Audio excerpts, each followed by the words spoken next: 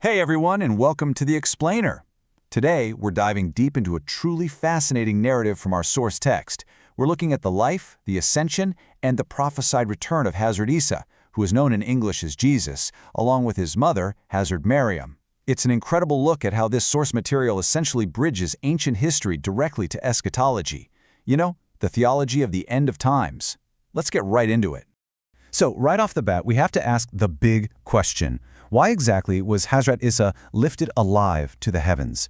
To really understand this monumental event, our source material takes us on quite a journey. It doesn't just drop us at the climax, it builds up through this highly dramatic sequence of events. We're talking deep sorrow, reported divine miracles, fierce ideological clashes, and an ultimate miraculous rescue.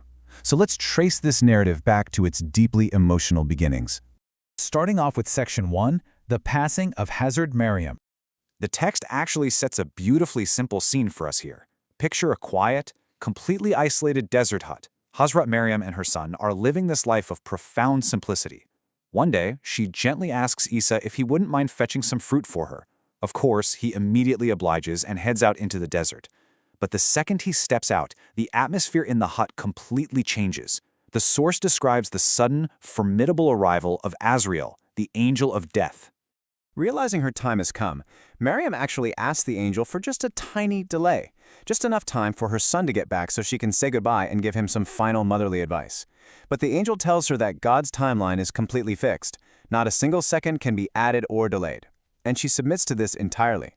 She states she doesn't fear death, but she expresses this totally heartbreaking, unfulfilled wish of a mother. Alas, I could not say a single word to my son. The text then creates this incredibly vivid contrast between intense human sorrow and divine comfort. When Hazrat Isa returns with the fruit, he initially thinks his mother is just sleeping. But when the realization hits him that she has passed away, the text describes a profound, literally shattering grief. A sorrow so deep that the source says even the birds and animals of the desert became restless. But, and this is a beautiful detail, he isn't left alone. Angels descend from heaven bringing fragrant attar, a heavenly perfume, and burial shrouds to help him lay his revered mother to rest. Moving right along to Section 2, New Sharia and Miracles. So, the narrative shifts and the energy really ramps up here. The source explains that during a sacred moment of quiet reflection in Jerusalem, Hazrat Isa's heart is illuminated by divine light. He receives wahi, which is divine revelation. And with this comes a massive responsibility. He's given a new Sharia or divine law and a holy book known as the Injeel, the Gospel. He is commanded to step up and call the people to this new truth. Now, to prove the truth of his message, the text details an absolutely incredible series of miracles. We're talking raising the dead, healing the congenitally blind, curing leprosy, and even breathing life into birds fashioned out of clay. But I want to emphasize something here. The source text is incredibly specific about one key detail. All of these astonishing feats are performed strictly and directly by the command of Allah. And according to the narrative, these miracles attract a huge following, guiding a lot of people to his path. Which brings us to Section 3, Opposition and the Plot. Things are about to get really tense. The ideological clash really intensifies when Hazrat Isa announces a big change in religious law. He informs the people that the mandated day of worship is shifting from Saturday to Sunday, and he demands that on this day, all worldly business has to stop for true devotion.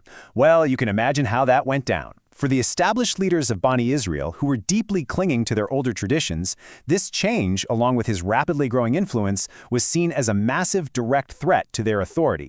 And then we hit a major turning point. In a large gathering, Hazrat Isa prophesies the coming of a final, greatest prophet named Hazrat Muhammad, and the revelation of a final book, Al-Quran. The text notes that Isa expressed a profound, genuine desire to actually be a part of this future prophet's ummah, or community.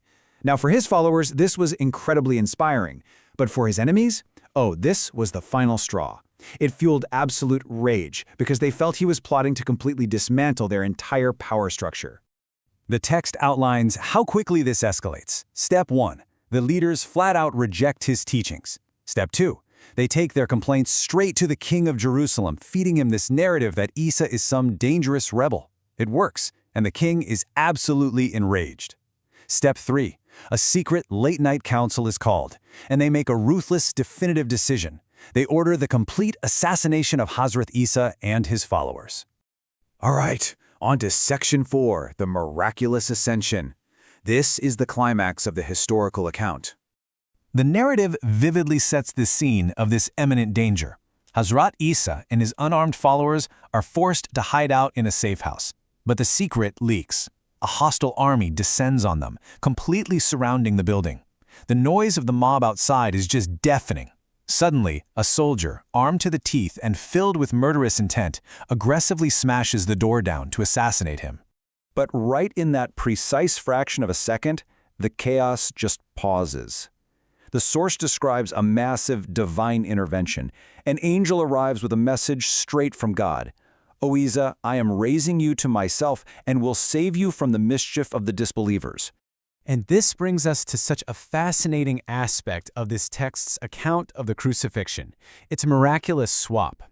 While Hazrat Isa is lifted alive to the heavens in body and soul, completely rescued from harm, the text states that the attacking soldier's face is instantly transformed.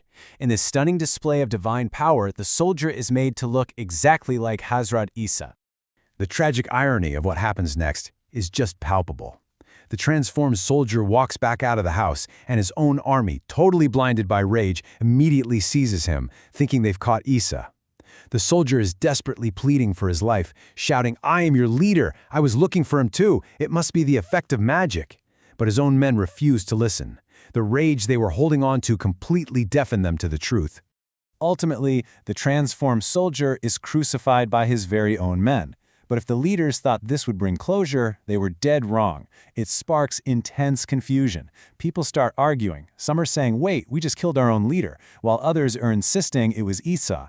Factions turn against each other, swords are drawn, and massive infighting erupts. And meanwhile, according to the text, the true believers realize the divine rescue that has just successfully taken place. And finally, we arrive at Section 5, the prophesied return. Now, to understand his return, we first have to understand the catalyst for it. The text warns of the Dajjal.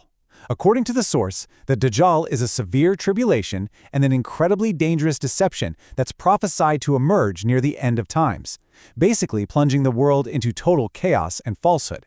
The text maps out a very strict eschatological timeline for what happens next. First, the rise of the Dajjal. Second, this event triggers the return of Hazrat Isa, who descends back to earth. And remember, he returns not as a new prophet, but as a follower within the Ummah of Prophet Muhammad, exactly as he had wished centuries prior. Third, he will confront and completely defeat the Dajjal. Fourth, his victory ushers in an era of absolute justice and unprecedented peace that the text says will last for 40 years. And finally, after fulfilling this monumental earthly purpose, Hazrat Isa will experience a natural passing and, according to the tradition, be buried near Prophet Muhammad. It really is a sweeping, totally epic narrative. So I want to leave you with this provocative question to think about. How does understanding this precise narrative, all the way from that quiet, heartbreaking grief in a desert to a miraculous ascension to a prophesied return for global peace, how does that reshape your perspective on faith, history, and the end of times? It for sure makes you appreciate the immense scale of these historical and prophetic texts. Thank you so much for joining me as we explored this source material today. Keep learning, keep questioning, and I will see you on the next Explainer.